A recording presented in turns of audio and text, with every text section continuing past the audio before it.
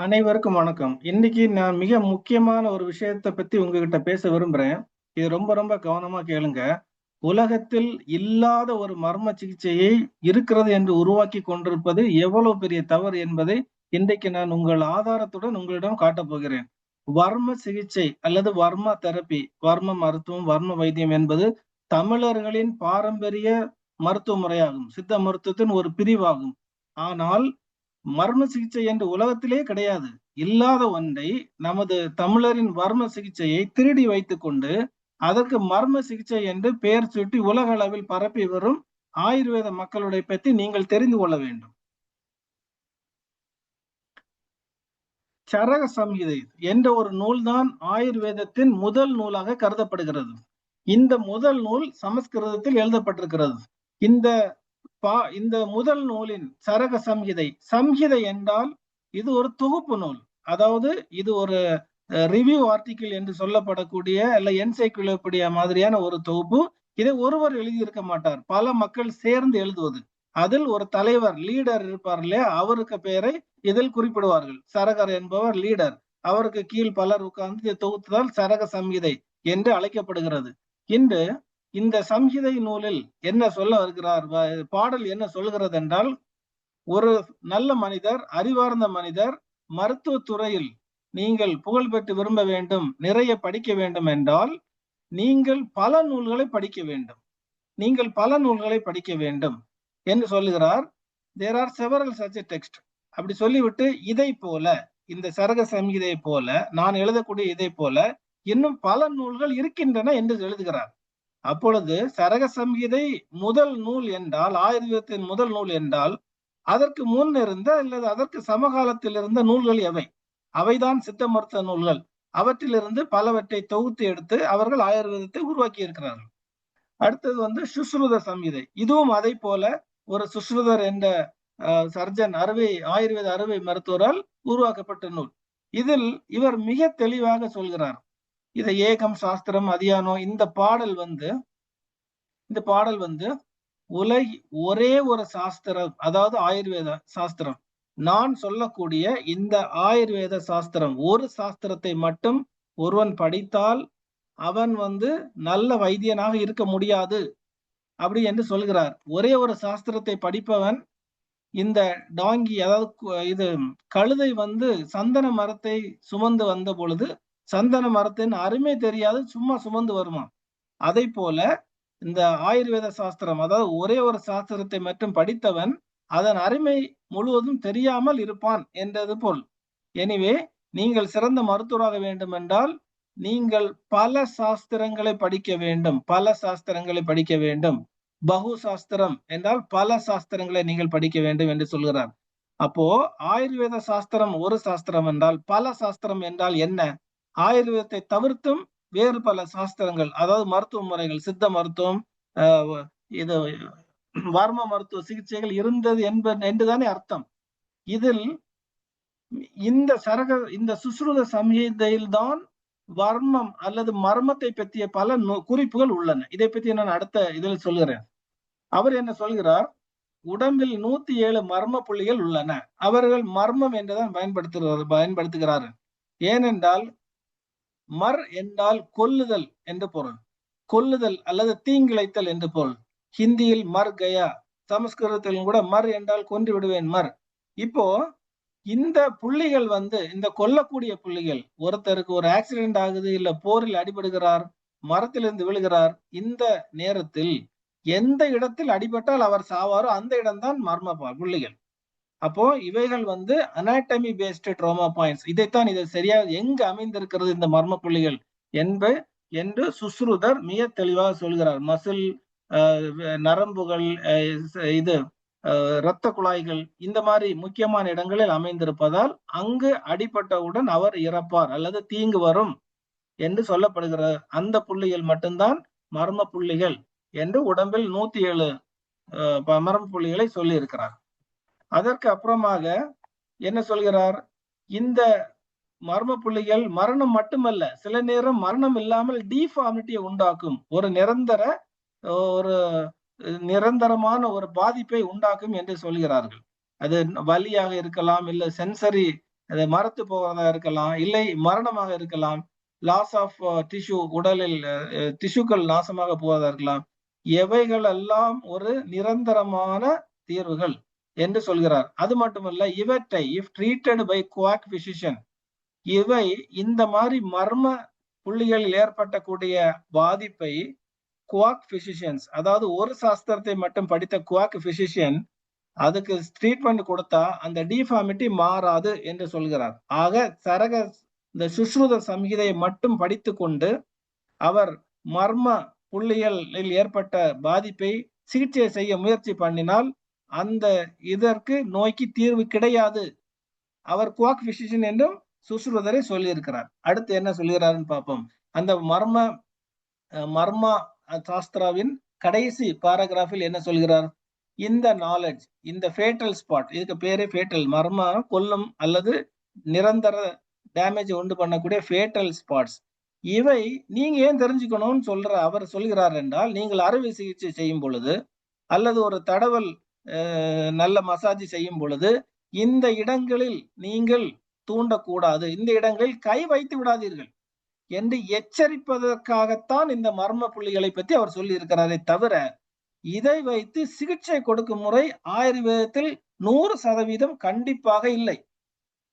இதைத்தான் இங்கே மிக மிக முக்கியமாக நாம் கவனிக்க வேண்டும். அப்ப இவர் சொல்ல வருவது, இந்த மர்மம் என்ற கொல்லக்கூடிய புள்ளிகளில் அடிகளோ இல்ல அறுவை சிகிச்சைகளோ செய்தால் ஒரு பாதிப்பு வரும், மரணம் வரும். எனவே இதை பற்றிய நாலேஜ் உங்களுக்கு தேவைப்படுகிறது.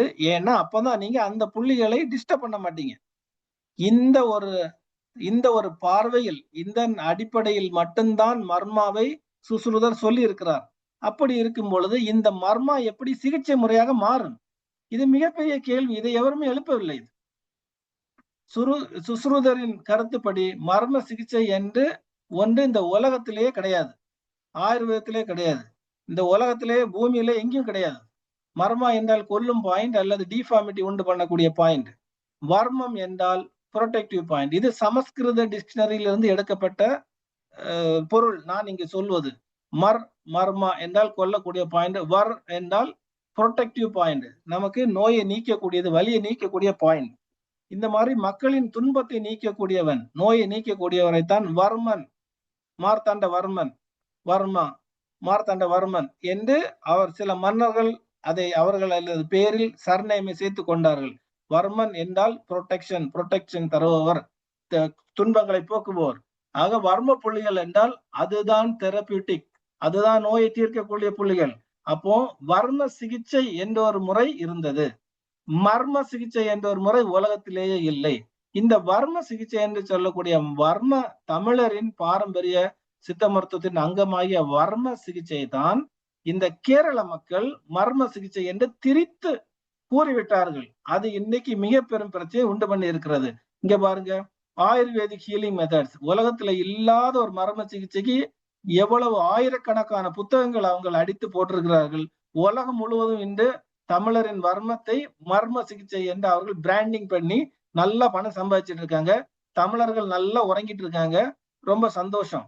மர்ம சிகிச்சை இந்த மாதிரி புத்தகங்கள்லாம் வெளியிட்டு இருக்கிறார்கள். மர்ம சிகிச்சைக்காக இவர்கள் ட்ரைனிங்கும் கொடுத்துட்டு இருக்காங்க. இந்த ட்ரைனிங்ல என்ன கொடுக்குறான்னு நினைக்கிறீங்க? நமது தமிழரின் வர்ம சிகிச்சையைத்தான் மர்ம சிகிச்சை என்ற பேரில் சொல்லிக் கொடுத்து கொண்டிருக்கிறார்கள். இதை எந்த தமிழருமே கேட்கவில்லை. தமிழக அரசுக்கு கூட தெரியுமா என்று தெரியவில்லை. இப்போ கேரளாவில் பஞ்சகர்மா என்று ஒரு மிக சிறந்த சிகிச்சை ஆயுர்வேதத்தில் இருக்கிறது. சித்த மருத்துவத்தின் மிக சிறந்த சிகிச்சை ஆகிய வர்ம சிகிச்சையை பொறுத்து கொள்ள முடியாமல் பஞ்சகர்மா மற்றும் மர்ம சிகிச்சா, அது பேரே மெல்ல உள்ள சேர்த்தாச்சு. இதை விட மிக கேவலம் central council for research in Ayurveda, CCRAS என்ற ஒரு நாட்டிலேயே மிக சிறந்த தலைமை, ஆயுர்வேதத்துக்கு தலைமை இவங்க தான். அவர்களேயே சர்டிபிகேட் கோர்ஸ் இன் மர்ம சிகிச்சை என்று கோர்ஸ் நடத்துகிறார்கள். இது எவ்வளவு பெரிய ஒரு கேவலமான ஒன்று. இது தமிழர்கள்லாம் ஏன் யோசிக்க மாட்டேங்கிறாங்கன்னு தெரியல. உங்களது வர்ம சிகிச்சையை மர்ம சிகிச்சை என்ற பெயரில் உங்கள் ஆளை கொண்டேயே வகுப்பு எடுக்கிறார்கள். உங்களது தமிழர்களின் இது பெயரை மட்டும் மாற்றி மர்ம சிகிச்சை என்று ஒரு அரசாங்கமே செய்கிறது. இது ஒரு அரசு செய்கிறது. தமிழ்நாட்டில் உள்ள தமிழக அரசோ தமிழக எம்பிக்களோ இதை கேட்பார்களா? கேட்க வேண்டும் என்று நான் விரும்புகிறேன். இன்னொன்று, இந்த கவுன்சில் என்று சொல்லக்கூடியது central council for research in Ayurveda, central council for research இன் சித்தா, சித்த மருத்துவத்துக்கு ஒரு கவுன்சில் இருக்கிறது. இவர்கள் இந்த படிப்பை நடத்தக்கூடாது. இவர்களுடைய நோக்கம் ஆராய்ச்சி மட்டும். ஆராய்ச்சி உலக அளவில் இந்த மருத்துவத்தை பரப்புவது, நாடு அளவில் பரப்புவது ஆராய்ச்சி. ரிசர்ச் கவுன்சில் அவர்கள் ஏன் ஒரு கோர்ஸ் நடத்துகிறார்கள்? அதுவும் தமிழர்களின் வர்ம சிகிச்சையை திருடி மர்ம சிகிச்சை என்று கோர்ஸ் நடத்த வேண்டிய அவசியம் என்ன? இப்ப மிக முக்கியமா நான் உங்களுக்கு ஒரு எவிடன்ஸ இப்போ நம்ம கண்முன்ன நடக்கக்கூடிய திருட்டுத்தனத்தை உங்களுக்கு தோல் எடுத்து காட்ட போறேன். வர்ம கண்ணாடி 500 என்ற நூல் தமிழரின் பாரம்பரிய வர்ம கலையை பற்றிய வர்ம சிகிச்சையை பற்றிய நூல். இதில் 500 பாடல்கள் இருப்பதால் இது வர்ம கண்ணாடி 500 என்று நூல் பேர் இருக்கிறது.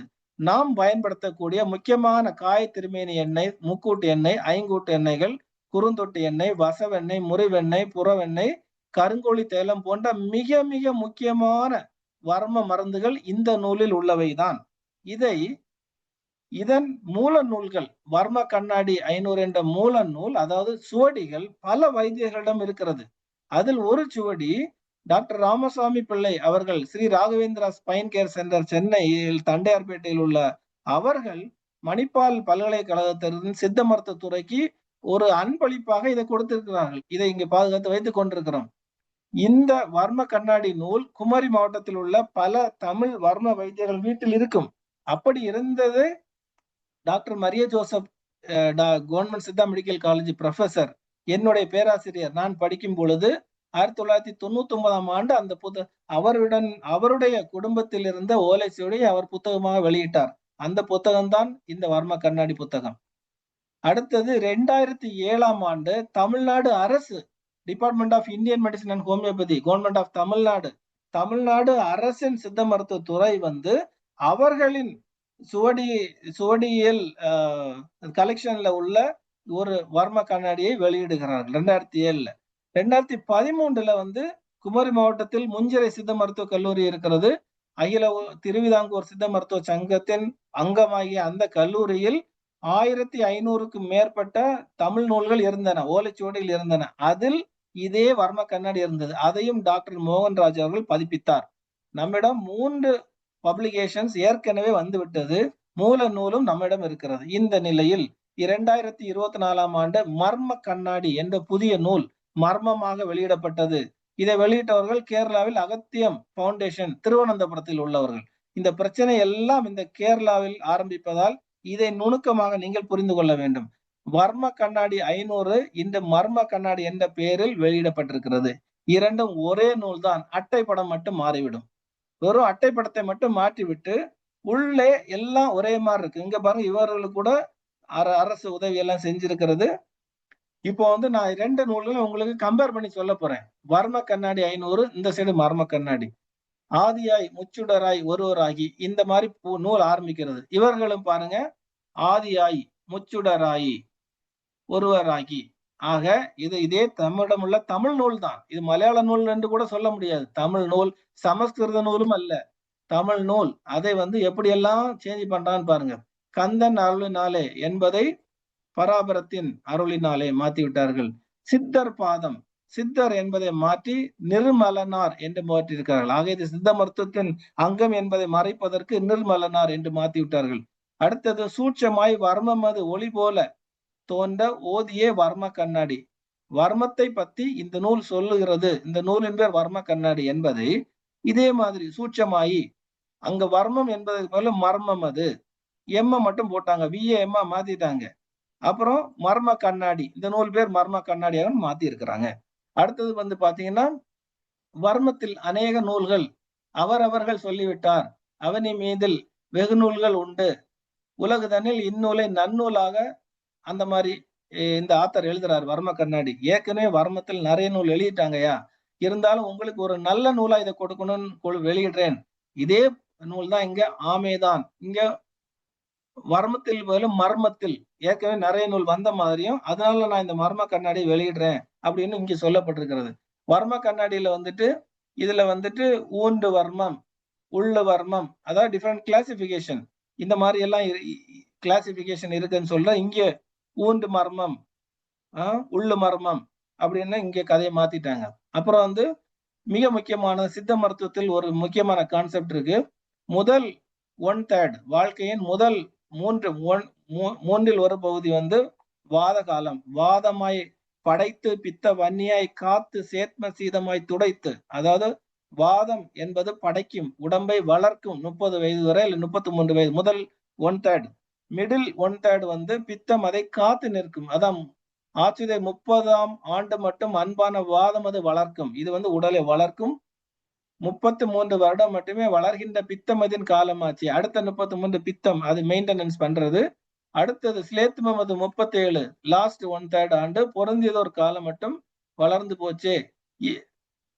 இப்படிதான் கடைசி காலம் வாத கபம் அதிகமாக இருக்கும். இது சித்த மருத்துவத்தின் கூற்று. இந்த நூலும் இதேதான் சொல்லுறது பாருங்க. ஆச்சுது 30ஆம் ஆண்டு மட்டும் வாதம் அது வளர்க்கும் காலம். இதெல்லாம் அப்படியே டிரான்ஸ்லேஷன் தமிழில் உள்ள நூலை அப்படியே வெளியிட்டு மர்ம கண்ணாடி பேரில் வெளியிட்டு இருக்கிறார்கள். இதை ஏன் சொல்றேன்னா, ஆயுர்வேதத்தில் இது அப்படியே மாத்தி வருது. இந்த கான்செப்ட் சில இடங்களில் வேறுபட்டு வருது. ஆயுர்வேதத்தின் கருத்துப்படி முதல் 33 ஆண்டுகள் கபகாலம், கடைசி 33 ஆண்டுகள் வாத காலம். எனவே ஆயுர்வேதமும் சித்தமும் முரண்படக்கூடிய இடங்களில் இதுவும் ஒன்று. இந்த நூலை வைத்து இது சித்த மருத்துவ நூல் என்பது இதுவும் வெளிப்படையாக தெரிகிறது. அடுத்து வந்து 96 தத்துவம் என்பதை பூதாதி ஓர் 5 ஒரு 5 புலன் 5 இந்திரியம் இவைகள்லாம் 96 தத்துவங்கள் என்பவை சித்த மருத்துவத்தின் அடிப்படையான ஃபண்டமெண்டல் பிரின்சிபல். ஆயுர்வேதத்தில் 25 அல்லது 34 தத்துவங்கள் தான் உண்டு. இந்த 96 தத்துவங்கள் இருப்பது நூல் சித்த மருத்துவ நூல். சோ இப்படியாக சித்த மருத்துவத்தின் வர்ம கண்ணாடியை மர்ம கண்ணாடி என்று 2 ஆண்டுகளுக்கு முன்னால் இப்ப வெளியிட்டு இருக்காங்க. இதை தமிழர்கள் எவரும் கேட்பதற்கு நாதி இல்லாமல் திரிகிறார்கள். இது ஒரு வெப்சைட்ல இருந்து எடுத்தது. ஏகப்பட்ட வெப்சைட், பிளாக், நிறைய பக்கங்கள் அவங்க என்ன பண்ணி வச்சிருக்காங்கன்னா, மேல வர்மன் போட்டுப்பாங்க, கீழே வந்து ரெஃபரன்ஸ்ல மர்ம நிதானம். மர்ம நிதானம் ஒரு நூலே இல்ல. வர்ம நிதான நூலை மர்ம நிதானமா மாத்திட்டாங்க. வர்ம சூத்திரத்தை மர்ம சூத்திரம் மாத்திட்டாங்க. வர்ம சூத்திர திறவுகோல மர்ம சூத்திர திறவுகோல் மாத்திட்டாங்க. வர்ம திறவுகோல மர்ம திறவுகோல ஆக்கிட்டாங்க. வர்ம ஆணி திறவுகோல மர்ம ஆணி திறவுகோல ஆக்கிட்டாங்க. வர்ம கண்ணாடி மர்ம கண்ணாடி ஆக்கிட்டாங்க. வர்ம பீரங்கிய மர்ம பீரங்கி ஆக்கிட்டாங்க. வர்ம பீரங்கி திறவுகோல மர்ம பீரங்கி திறவுகோல் ஆக்கிட்டாங்க. வர்ம நரம்பரை மர்ம நரம்பரை ஆக்கிட்டாங்க. விரைவில் திருக்குறளையும் ஸ்ரீகுறள்னு மாத்துவாங்க. அப்புறம் திருமந்திரத்தையும் ஸ்ரீ மந்திரம்னு மாத்துவாங்க. எல்லாம் பார்த்துட்டு தமிழர்கள் நல்லா ஜாலியா இருங்க.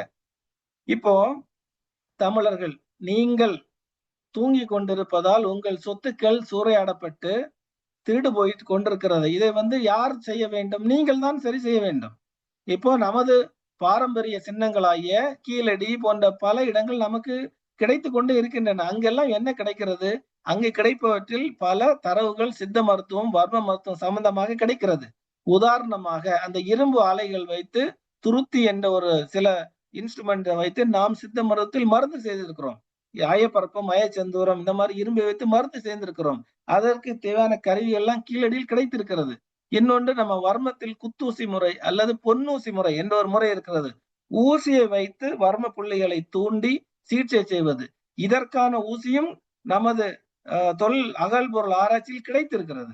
இப்போ இதை பற்றி சொல்ல மறந்து விட்டால், சொல்லாமல் விட்டால், அவன் வடக்கத்தின் ஓடி வருவான். சமஸ்கிருதத்துக்காரன் ஓடி வந்து இது ஆயுர்வேதத்தில் உள்ள கருவி ஆயிடுச்சு, எங்களுடைய இது தமிழ்நாட்டுல ஆயுர்வேதம் இருந்து தமிழர்களுக்கு வந்து தனி வைத்திய முறை இல்லை என்று சொல்லும் போது உங்களால் ஒன்றும் செய்ய முடியாம போகும்.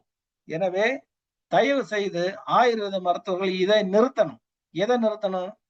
மர்ம சிகிச்சை என்று உலகத்தில் ஒன்று கிடையவே கிடையாது என்பதை முதலில் ஏற்றுக்கொள்ள வேண்டும். நீங்கள் ஒன்றும் சுசுருதரை விட பெரிய ஆள் கிடையாது. சுசுருதரே சொல்லியிருக்கிறாரு, மர்மம் வந்து கொல்லக்கூடிய புள்ளி, அவைகள் வந்து தீங்கை விளைவிக்கக்கூடிய புள்ளி, அதனால் அதை தொடாதீர்கள் என்று சொல்லி இருக்கிறார். மர்ம சிகிச்சை பற்றி ஆயுர்வேதம் சொல்லப்படவே இல்லை. நீங்கள் ஏதோ சுசுருதத்திற்கு அப்பா மாதிரி பேசி கொண்டிருக்கிறீர்கள். நீங்கள் ஒன்றும் சுசுருதரை விட மேலானவர்கள் இல்லை. முதலில் அதை புரிந்து கொள்ளுங்கள். இல்லாத மர்ம சிகிச்சையை நீங்கள் மர்ம சிகிச்சை என்ற பேரில் ஏன் நீங்கள் புதிதாக பரப்ப வேண்டும்? அப்படி என்ன அவசியம் இருக்கிறது? ஏன் தமிழர்களின் சித்தத்தின் வர்ம சிகிச்சையை உங்களால் பார்த்து கொண்டு இருக்க முடியவில்லை? ஏன் உங்களுக்கு அப்படி எரிச்சலா இருக்கு, பொறாமையா இருக்கு? தமிழர்களிடம் அட்லீஸ்ட் ஒரு துறை இருக்கட்டுமே. நீங்க வர்ம சிகிச்சை என்று சொல்லுங்கள். ஏன் அப்படி செய்ய வேண்டும்? உங்களுக்கு அப்படி என்ன தேவை இருக்கிறது? அப்ப உங்களிடம் இல்லாதனால தானே இந்த திருடிட்டு போறீங்க. ஏன் இந்த திருட்டை நீங்கள் நிறுத்த வேண்டும்? உலகத்தை நீங்கள் தப்பாக வழி நடத்தாதீர்கள். மர்ம சிகிச்சை ஒன்று இல்லை, இல்லாத ஒன்று இருக்கிறது என்று தப்பாக வழி நடத்த வேண்டாம். நீங்கள் வர்ம சிகிச்சையை கற்றுக்கொள்ளுங்கள். நீங்க ஏற்கனவே அப்படிதான் கற்றுக்கொள்கிறீர்கள். சித்த மருத்துவர்களிடம் வந்து, சித்த வைத்தியர்களிடம், வர்ம வைத்தியர்களிடம் வந்து தமிழ்நாட்டில் வந்து கற்றுக்கொண்டு சென்று நீங்கள் வேறு மாநிலங்கள் சென்று மர்ம என்று பரப்புரை செய்கிறீர்கள். இது மிக தவறு. இது மிக தவறு. இது நான் சாபம் கூட போடுறேன். இப்படி நீங்க செய்றவங்க எல்லாம் நல்லாவே இருக்க மாட்டீங்க. நீங்கள் தமிழகத்தில் வந்து கற்றுக்கொண்டு தமிழகத்தின் பஸ்ல ஏறி உட்கார்ந்திருப்பீங்க. அது தமிழக எல்லை போற வரைக்கும் வர்மம் என்று பேசிக் கொண்டு போவீர்கள். எல்லை கடந்த உடனேயே மர்மம் என்று பேசிக் கொண்டு செல்கிறீர்கள். இதெல்லாம் மனசாட்சி வேண்டாமா உங்களுக்கு? நீங்கள் வர்ம மருத்துவத்தை கற்றுக்கொள்ளுங்கள். அதை வர்ம மருத்துவம் என்றே வர்ம சிகிச்சை என்றே சொல்லுங்களேன். என்ன கஷ்டமாயி போச்சு? நாங்க யாராவது வந்து தடுக்கிறோமா உங்கள? நாங்க சந்தோஷமா அதை ஏற்றுக்கொள்கிறோம். நீங்கள் அப்படி செய்யுங்க. வர்ம தெரப்பியை மர்ம சிகிச்சை என்று வேறு பெயரிட்டு ரீபிராண்டிங் செய்வதை நாங்கள் வன்மையாக கண்டிக்கிறோம். இது இது அறத்திற்கு புறம்பானது. அறத்திற்கு புறம்பானது. It is unethical. நீங்கள் இது என்னுடைய ப்ராடக்ட். தமிழருடைய ப்ராடக்ட்டை என்னிடமிருந்து நீங்க மாங்காவை வாங்கி கொண்டு போயிட்டு, மாம்பழம் என்று நீங்க கடையில வித்தா நல்லது. நீங்க அதை ஏன் வந்து ஆப்பிள்ன்னு சொல்லி விக்கிறீங்க? அதுல என்ன நியாயம் இருக்கு? அது மாங்கா தானே. அப்ப ஏன் எப்படி இது ஆப்பிள் ஆகும்?